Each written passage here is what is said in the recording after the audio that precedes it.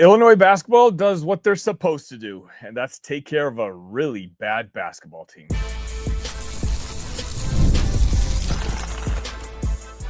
You are Locked On Illini, your daily podcast on the Illinois Fighting Illini. Part of the Locked On Podcast Network, your team every day. Welcome one, welcome all to another edition of Locked On Illini. Thank you all so much for making us your first listen each and every day. My name is Sonny Verma, your host here at Locked On, where I continue to provide you coverage each and every day, sometimes twice a day, sometimes 3 times a day. It doesn't matter. If there's breaking news, I'll be here. You'll see my face. You'll hear my voice. So if you're an Illini fan, make sure you hit the like button. And look, I'll drop a couple of I and I's in the chat because Illinois did exactly what they're supposed to do. But before I get to that, this episode is brought to you by FanDuel.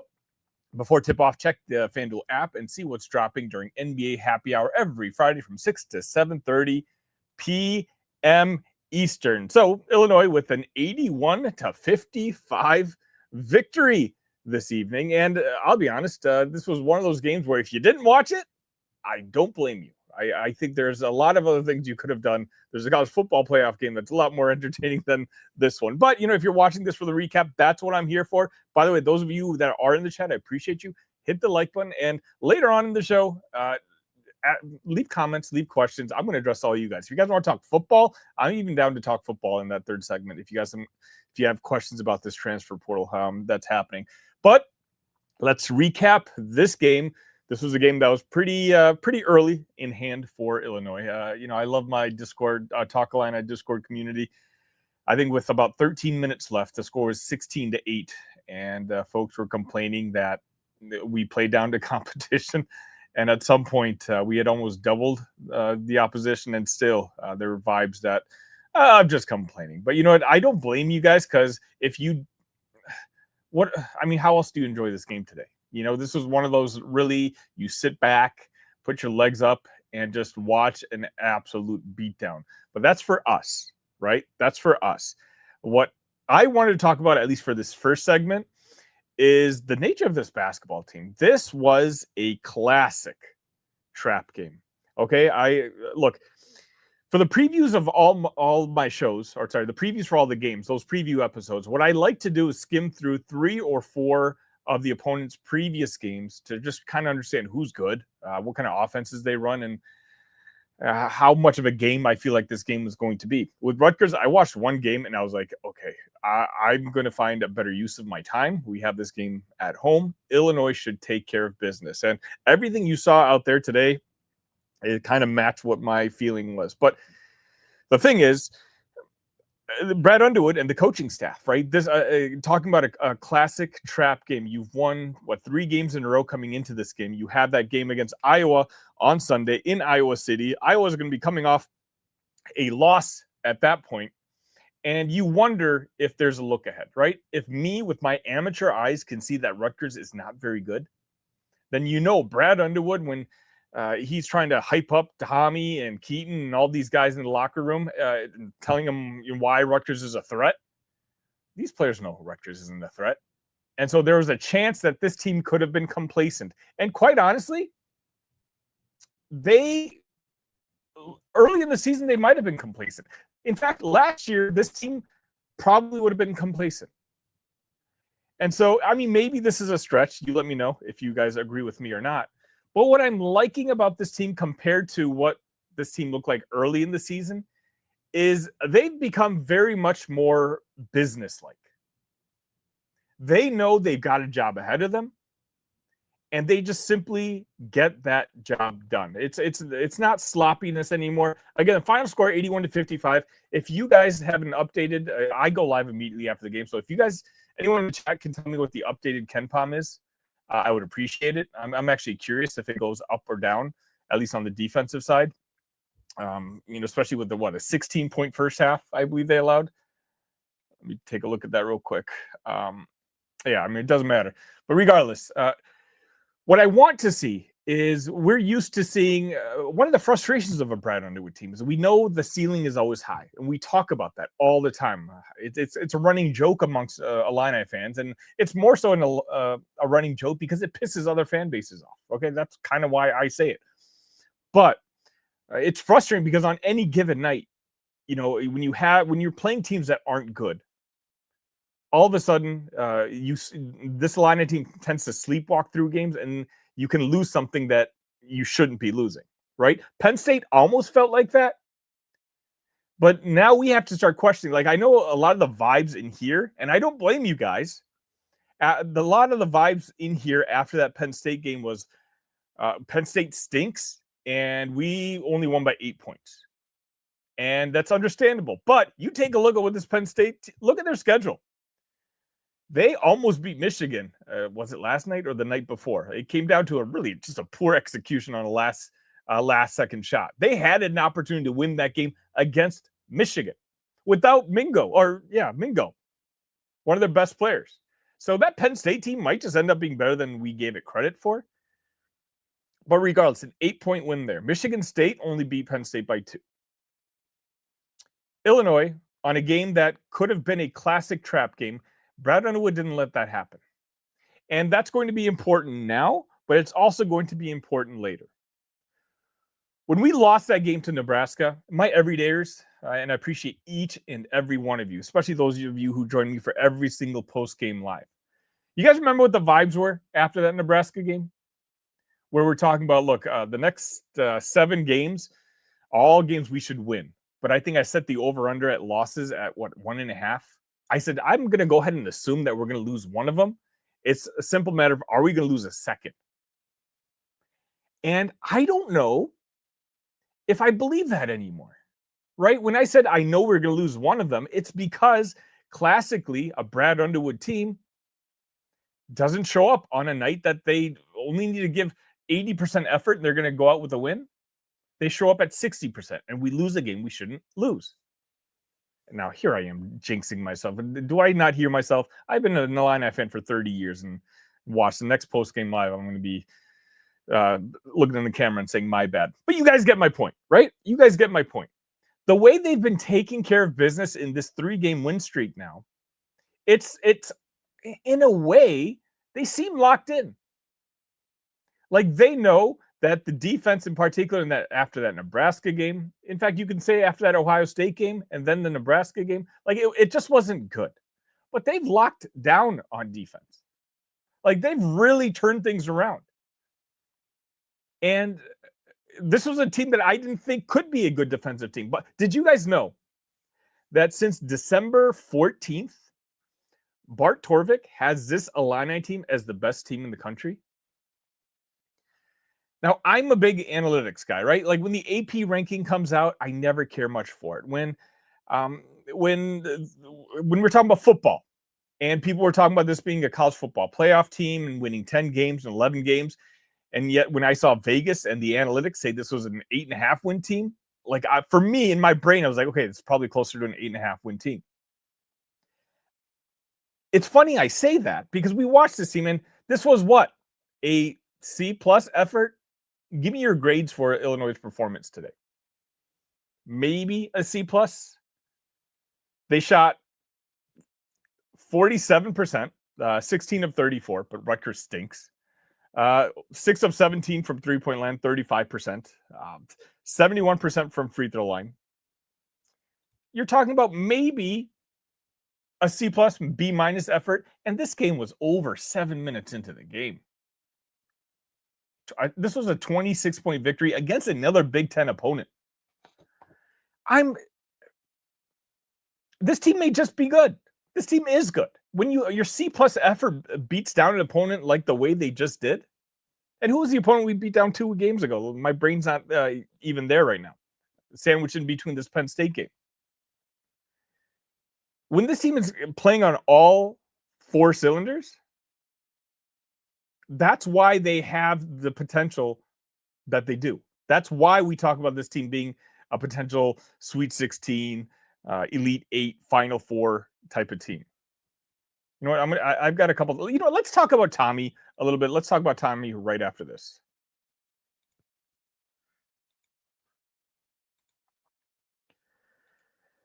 Let's talk about something most men don't bring up, but absolutely should. Stress from work, money, life. It doesn't just switch off at night.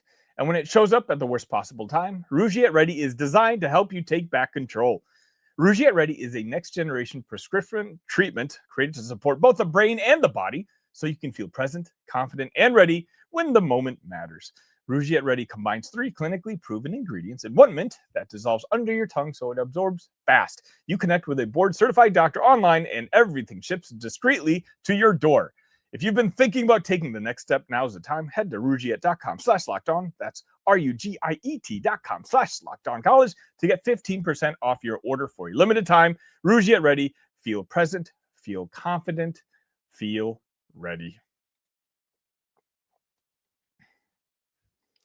All right, we got about 75 people in this chat. I appreciate each and every one of you. Make sure you hit the like button, because what that does, you guys may not realize the impact. You hitting the like button can introduce this show to other Illini fans out there who also might be interested in my content. I don't do super chats in here, so I don't want any of your money. So just all I ask is that you hit that like button for me. Okay, so in that first half, when I knew this game was going to be in hand, I told the entire Talk Illini Discord. By the way, the link should be in the description. Please join us. It was a raucous crowd. The Discord was much more entertaining than the game itself today. What I said was, let's just focus on Tommy collectively, okay? Unless this game is close in the second half, which I knew it wouldn't be, then maybe we can kind of focus on the big picture here. But I made it very clear. In that first half, I just wanted to see Tommy, because the media is starting to ask Brad Underwood about it. So Brad and the coaching staff, they know that people are noticing. And if people are noticing, Brad's got to let Tommy know that people are noticing. So I wanted to see what his effort level was. And I would say he had the hottest start statistically, although I'm going to get to his stats in a second. He actually ended up finishing pretty solid. But to me, the effort was there. In the previous game against Penn State, 0 points, 2 rebounds, and 0 effort, right? A lot of people questioned his effort. Raphael Davis questioned his effort. I mean, I questioned his effort, and I'm a big Tommy supporter. I don't think that was the issue today. Today, even when the shots weren't falling, he missed his first 2 3-pointers. One of them was an air ball. You saw him communicating on defense. You saw him setting those screens. You saw him boxing out. You saw him at least make an effort. And when Tommy gives an effort, you know what he ends up with? He ends up with, in 26 minutes, 14 points and 4 rebounds and 1 steal and 1 block. That's all you need from Tomislav Ivišić. That's why, despite a C-plus game, this team won by 26 points today.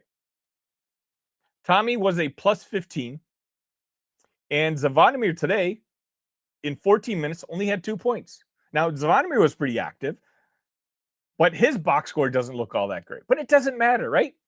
It's the whole Tomislav Ivišić. You combine the centers, that's all you need. Combined today, they had 16 points. They had, where are we at? 7 rebounds, 16.7 rebounds. That's it. You get 16.7 rebounds of Ivišić's, 3 blocks, and a steal. You're fine. But it's just nice when Tommy's the guy who's in the forefront. Because with Big Z's ceiling is higher, but Tommy's floor is considerably higher. When Big Z has bad games, you just kind of shake your head and you want to pull your hair out just because of the dumb moves he makes. With Tommy, again, for me, I didn't want to question effort, and I don't think it's an effort thing, right? If I'm being honest with you, I think Brad's just lying to us. That there's some lingering injury or something going on in the background that we just simply don't know about. But that effort you saw today is why this team can win so handedly against another Big Ten opponent on its not best night. You saw Tommy. Look, did he look like last year, Tommy? Probably not. But all I want to see is an increment, small increments. Just keep improving, right? These are the quote-unquote easy games on our schedule right now. This is where you can kind of practice, get your legs underneath you, get your conditioning up to par, because the opponent is not good. And again, in only 26 minutes today, you saw at least flashes of what Tommy looked like last year. And I said so that what I wanted to do, and it was unfortunate he missed his first 2 shots because Tommy, much like Ben Hummerkaus, who I'm going to try to go an episode not talking about Ben Hummerkaus. I wanted Tommy to see a couple shots go in. Today he had a guy who was like 6'4" guard him, and what did he do? He backed it down. He threw it up over his shoulder. Nice little bank shot. That's exactly what you're supposed to do. You're 7'1". But I felt like he was very apprehensive on doing that over the last few games. We're going to need Tommy on Sunday, right? No, Iowa is not Rutgers. Iowa is not one of these really bad teams that are going to be on our schedule. Iowa is a legitimate top 25 opponent, and we're playing in Iowa City. You're going to need your guys to be the guys. You're going to need Keaton. You're going to need Tommy. You're going to need Kyle in that game. You're going to need David to continue being David. David today in 26 minutes, 8 points, 7 rebounds. I mean, let's talk about Kyle in a little bit. 29 minutes. He had 9 points, 5 rebounds, 5 assists. Right? Today was a collective team effort. You didn't have one guy go off. Keaton Wagler played 32 minutes today. By the way, no reason Keaton Wagler should have played 32 minutes yesterday. How many of you, with 2 minutes left, when Rutgers guy came down crashing on him, and you're like, wait, is Keaton hurt? How many of you held your breath at that point? Brad, I love you, but just put Brandon Lee in. You clearly don't like Mahalo, and I don't blame you, but put Brandon Lee. There's no reason to risk Keaton Wagler. In 32 minutes, he had 17 points, 7 rebounds, and 3 assists. I mean, what can I keep saying about Keaton Wagler? We all know he's not a star. He's an absolute superstar at this point. Ranked, I saw him at number 11, and I believe it's the Athletic NBA mock draft now. Yeah, any dream that you had of Keaton Wagler staying, just stop. He's gone. Just let's enjoy the ride. And it's a ride that he can take us on, because as crazy as it is, he genuinely is better than Kasparis and Will Riley last year. 2 of the most decorated prospects we've had in 20 years? And that's what makes this team so tantalizing, right? Last year, we lived and died by the freshmen, but both of those guys, Will Riley and Kasparis, had extremely highs and lows. When they had their great games, they were some of the best players in the country. When they had their bad games, they were the reasons you lost those games. Have we seen a really bad game from Keaton yet this year? From a guy who has as much usage as he does, who's in control of the offense as much as Keaton Wagler? If he were to have an awful game, that could dictate how the rest of the team plays, but he hasn't. Somehow Keaton has a floor that's so incredibly high, which is why in March, this team is so intriguing. Against Kentucky, Kasparis didn't show up. He had a very bad game, which he did for the most part in the second half last year. I'm not worried about that with Keaton. Look, he's going to hit his freshman wall. And I know you guys hate it when I say that. That's going to happen at some point. It has to, right? Maybe? Okay, I was 95% sure a month ago. I was 85% sure 2 weeks ago. Now maybe I'm 70% sure. He is, right? But when he gets out of that funk, and when March comes around and you need your best player to be your best player, I have a lot more confidence in this Keaton Wagler than I've had since Terrence Shannon Jr. a couple of years back, right? But the difference is Terrence Shannon was 23 at the time? Keaton Wagler's 18? Was he 18, 19? Ranked 230 in recruiting rankings, and he's your best player, and there's no question? That's why. And maybe I should have separated that into its own segment later on, on its own episode. But that's why I feel different about this team. It's clearly more talented, but it wouldn't matter. If Kasparis was on this team, would you feel as good about this team as last year? I know Kasparis gets a lot of hate, and what I'm saying sounds like hate. I appreciate what Kasparis did for our basketball team. I think I'm not going to count Keaton this year, but I think Kasparis was the best freshman season we've ever had. But Kasparis was counted on to do a lot on last year's team, where Keaton is not, because he's got players all around him. But regardless, is this team, 12-3? I believe they're 12-3 now. If Kasparis is in there minus Keaton Wagler, I don't think so. All right, let me get to some of your guys' thoughts right after this. Fridays already feel different during basketball season, and FanDuel is making them even better. Every Friday night before the game tips off, FanDuel gives fans a new way to kick off the weekend with NBA Happy Hour. NBA Happy Hour is your official pregame, a limited time window where special offers drop right inside the FanDuel app before the action starts. Fridays from 5 to 6:30 Central have become appointment viewing with NBA Happy Hour. It's easy to check the weekly special before tip-off and make a move before the window closes. The timing is perfect. Right before the games, right before the weekend starts. It adds extra energy to Friday night basketball without overthinking it. So before tip-off, check the FanDuel app and see what's dropping during NBA Happy Hour. Every Friday from 5 to 6:30 p.m. Central Time, a little basketball, a little action, and a whole lot of Friday energy. That's NBA Happy Hour, only on FanDuel, the official sportsbook partner of the NBA. All right, let's do a little lightning round with some of your comments, and I'll try to get through as many as I can. I got about 11, 12 minutes. Ken says, a win and no injuries, so a good night. Also asks, what did we learn from tonight's game? Again, my impression, and let me know if you agree or not, is that this team, it doesn't seem like it gets into the lulls or they sleepwalk through games like teams previously did, or even this team did earlier on in the season. So I'm hoping, right in that second half, when Illinois had 5 turnovers very early in that second half, what did Brad Underwood do? Brad Underwood called a timeout and he laid it on his basketball team. He was screaming. You had not quite an eruption, but almost an eruption, an Underwood eruption on his basketball team. Not because the score was close.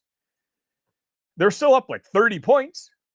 But, someone in the Talk Illini Discord asked, later on in the game, with, I believe, 8 minutes left, when Brad challenged the Colin Boswell, whether it went out of bounds or not, why even bother with that? And in my opinion, it's Brad doing, basically, when you're up 30 points, I can't believe, I don't want to say this name, but it's like, how Kurt Signetti treats Indiana football?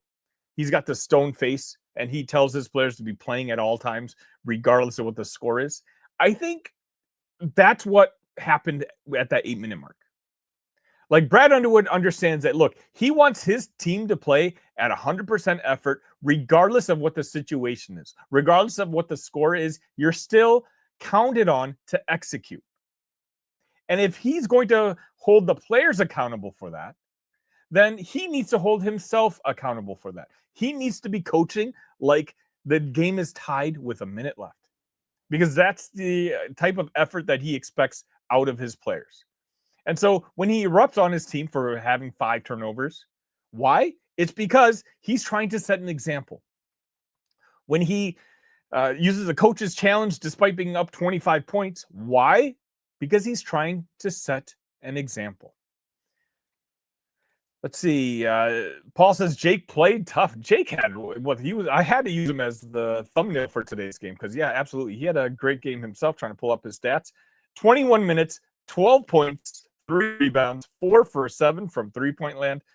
And Jake Davis, he's one of those guys where if you catch him dribbling, then something wasn't run right. Right? He's a guy who catches the ball. If he's open, he shoots. Otherwise, he passes it. And it's not a mistake, guys, that when you look at the analytics, there's a reason that Jake Davis is always listed in our most efficient offensive groupings. It's because he's perfect for his role. With all the dominant ball handlers we have surrounding him, a guy who can simply just spread the defense out and hit the wide open 3 to make the defense respect the guy. When Jake Davis is clicking, then that's when this offense reaches the best offensive team in the world, or in the country, levels. Jason says, trap game, said all the media before the game. Shh, we got that. Exactly, right? This isn't your grandpa's Brad Underwood team. Stop says, just came here to say justice for Petro. Good win. Yeah, Petro stunk today. It's one of the, I'm a Petro guy, but it's like, I'm not going to spend too much time talking about him on a game that we won by 26 points. We didn't need him. Hold Rutgers to the low points on the year. Is that right, Jason? Okay, see, I didn't even know that. Chuck, nice to see you around. The second half was pretty flat, but they managed to roughly stay with Rutgers. Tossing threes when they can't make anything is frustrating after a point. You know what? Let me take a look if I can. So, yeah, second half, Rutgers actually won 39-38. So I'm glad you pointed that out. That's way too many points. 39 points, especially after you give up only 16. It was 43-16 at the end of the first half. Rick says MVP Jake Davis. He deserves one. You know what? I haven't given to Jake Davis an MVP, and I'm inclined to give it to Tommy. But you know what? Let's give Jake Davis one because I don't know if he's going to win any more later on. Tim says, "Hey, love your podcast, Tim. Love your participation. Thanks for coming by and thanks for being a supporter. I appreciate you." Jason says, "Chuck, this was a trap game. All right. Still not much Petrovic," says Michael. That's fine. Right? We didn't need Petrovic. Well, maybe at the end of the game. Don't get me wrong. When you're up 25 points, 26 points, I don't want to see Keaton Wagler get elbowed in the head. But even if it's not Mahalo, then play Brandon Lee, who we didn't see. Today, he ultimately played 3 minutes. See, that's too little. 6 minutes combined for Mahalo and Brandon Lee. You guys are making me go on another rant. Maybe I'll save it for another episode. But when you win by 26 points, and you only have 6 minutes for Mahalo and Brandon Lee, that's where I'm going to be find my annoyance with this game. Keaton and Collins still in the game late is pretty silly. Keaton is lottery pick, can score with any move in his bag. Absolutely. Brad is frustrating to watch. I wish he would stop being married to his philosophy and coach the game, going over ball screens. Otherwise, great win. His philosophy is really good. His philosophy, respectfully, his philosophy has led to like one of the top 3 offenses in the country. And I don't even know what the update is right now. So, I mean, keep doing it.